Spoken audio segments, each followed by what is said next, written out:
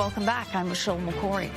The Middle East is awaiting the U.S. plan for peace in the region. Now, senior Washington correspondent Dan Raviv sat down with one of the Trump administration's architects of the plan, Jason Greenblatt. Let's bring in Dan Raviv. Dan, tell us, what did the special envoy to the region have to say today? Michelle, this chat with Greenblatt was a chance to find out what he, the president's son-in-law Jared Kushner, and their team have been doing since the Prosperity Conference in the Arabian Gulf Kingdom of Bahrain 2 weeks ago. You recall that was focused on prosperity for Palestinians if they can agree on a peace accord with Israel. It's an economic program that was developed by Jared Kushner and a skilled team from the White House and other agencies of the U.S. administration if there is a comprehensive peace agreement.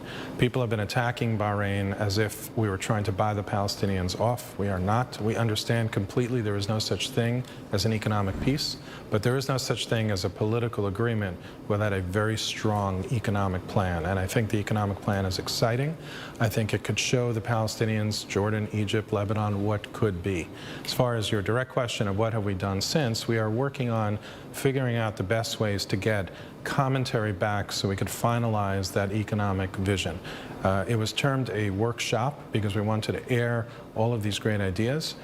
Some of it will have to wait until the political plan is aired, but nevertheless, we are starting to solicit feedback from everybody in terms of trying to create the final version of the product, and most importantly, we would like to get feedback from the Palestinian Authority. It would be a tremendous miss on their part not to engage and not to give us feedback. And yet that hasn't changed at all. We notice on Twitter that you're often attacking the Palestinian Authority, its policies, the so-called pay to slay, where they pay terrorist families. You're being outspoken, hitting at the PA. You expect them to cooperate? We are not going to let myths and falsification of anything stand anymore. You saw it with the city of David, where David Friedman and I were attacked for attending the opening ceremony of the discovery of a 2,000-year-old tunnel.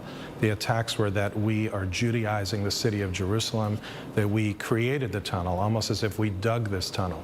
Anything like that, anything about the Bahrain workshop that suggests that we are trying to buy the Palestinians off as opposed to create a good economic plan if there's peace, pay to slay, anything like that, we will push back on time and time again. We are not going to stand silent.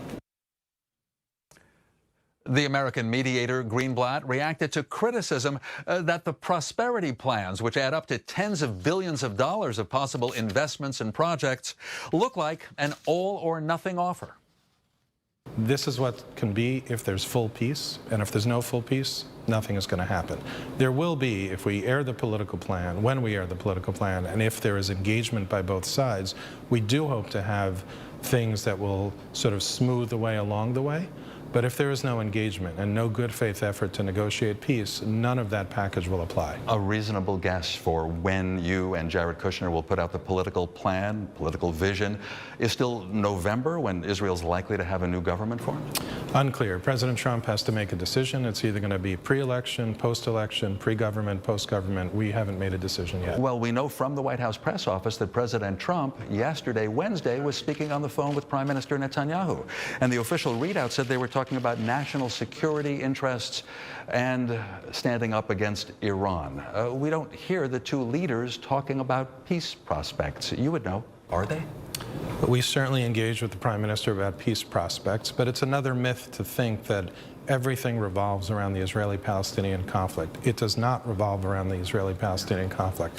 People say that that's the core conflict of the region.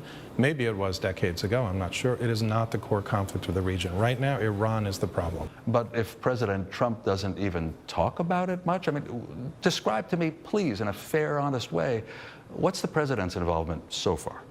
The president was briefed very recently on our efforts. We gave him a briefing after the Bahrain workshop, and he is very involved.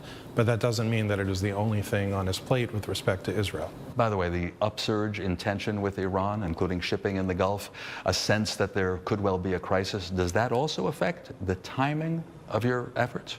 I don't know that it affects the timing, but it definitely highlights for everybody that Iran is an enemy to the peace process.